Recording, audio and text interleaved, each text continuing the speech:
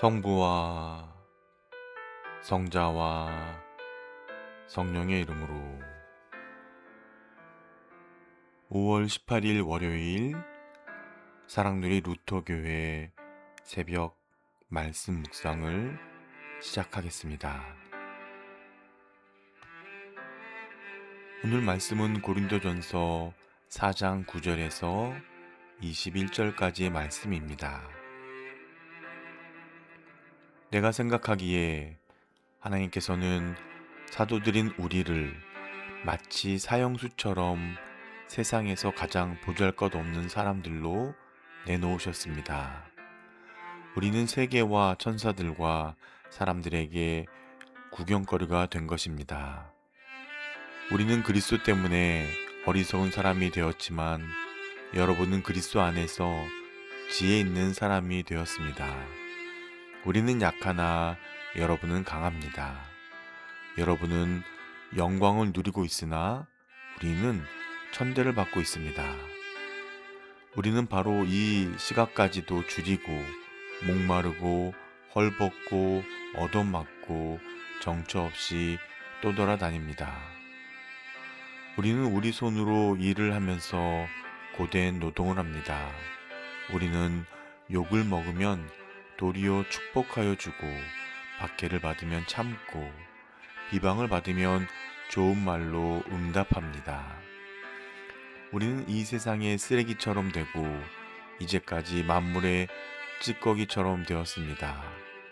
내가 이런 말을 쓰는 것은 여러분을 부끄럽게 하려는 것이 아니라 나의 사랑하는 자녀들 같이 훈계하려는 것입니다. 그리스도 안에서 여러분에게는 1만 명의 스승이 있을지 몰라도 아버지는 여럿이 있을 수 없습니다. 그리스도 예수 안에서 복음으로 내가 여러분을 낳았습니다. 그러므로 나는 여러분에게 권합니다. 여러분은 나를 본받는 사람이 되십시오. 이 일 때문에 나는 디모데를 여러분에게 보냈습니다. 그는 주님 안에서 얻은 나의 사랑하는 신실한 아들입니다. 그는 그리스도 안에서 행하는 나의 생활 방식을 여러분에게 되새겨 줄 것입니다. 어디에서나 모든 교회에서 내가 가르치는 그대로 말입니다. 그런데 여러분 가운데는 내가 여러분에게로 가지 못하리라고 생각하여 교만해진 사람이 더러 있습니다. 주님께서 허락하시면 내가 속히 여러분에게로 가서 그 교만해진 사람들의 말이 아니라 능력을 알아보겠습니다. 하나님 나라는 말에 있지 아니하고 능력에 있습니다. 여러분은 무엇을 원합니까? 내가 채찍을 들고 여러분에게로 가는 것이 좋겠습니까? 그렇지 않으면 사랑과 온유한 마음을 가지고 가는 것이 좋겠습니까? 아멘.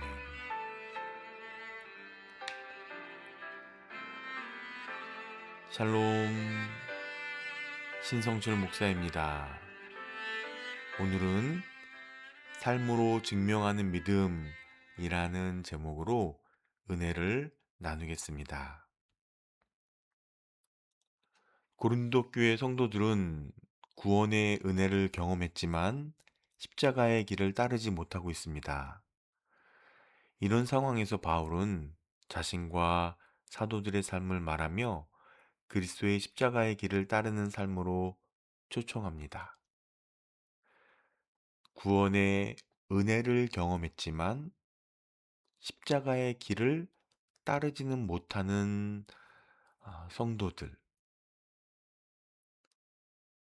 구원의 은혜를 경험했지만 십자가의 길을 따르지 못하는 사역자들. 구원받은 우리는 어떻게 주님이 걸어가신 십자가의 길을 따라갈 수 있을까요? 첫 번째, 세상의 영광보다 예수 그리스도의 십자가를 생각해야 됩니다. 사도들은 굶주리고 헐벗고 매맞고 정처 없이 떠돌았습니다. 세상의 기준으로는 실패한 삶처럼 보입니다. 그러나 바울은 바로 이 길이 그리스도를 따르는 길이라고 말합니다. 십자가의 길은 어리석어 보이지만 그, 그 길이야말로 그리스도의 영광에 참여하는 길입니다. 우리는 신앙생활을 열심히 하면 삶이 더 편해지고 문제가 줄어들고 사람들이 알아줄 것이라고 생각하는 경향이 있습니다. 그러나 성도의 삶은 세상의 영광을 쫓는 삶이 아니라 주님이 걸어가신 십자가의 길을 따르는 삶입니다. 즉, 손해를 감수하고도 진실을 지키는 자리, 억울함 속에서도 악으로 갚지 않는 자리, 사람의 평가보다 주님의 기쁨을 선택하는 자리에서 십자가의 길은 이어집니다. 주님을 따름으로 십자가 복음을 드러내는 성도님이 되시기를 소망합니다. 두 번째, 삶으로 보여지는 그리스도의 본입니다. 바울은 고린도 교회 문제를 꾸짖는 데서 멈추지 않고 영적 아버지로서 그들을 바로 세우려고 합니다. 그리스도 예수 안에서 내가 복음으로써 너희를 낳았다라는 고백에는 사랑과 책임이 함께 담겨 있습니다.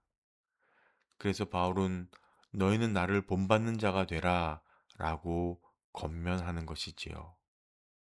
이 권면은 사도의 권위를 내세운 명령이 아니라 그가 걸어간 십자가의 길, 약함 가운데 주님의 능력을 의지하는 길, 비방을 축복으로 갚는 길, 복음을 위해 자신을 내려놓는 길을 함께 걷자는 초청입니다.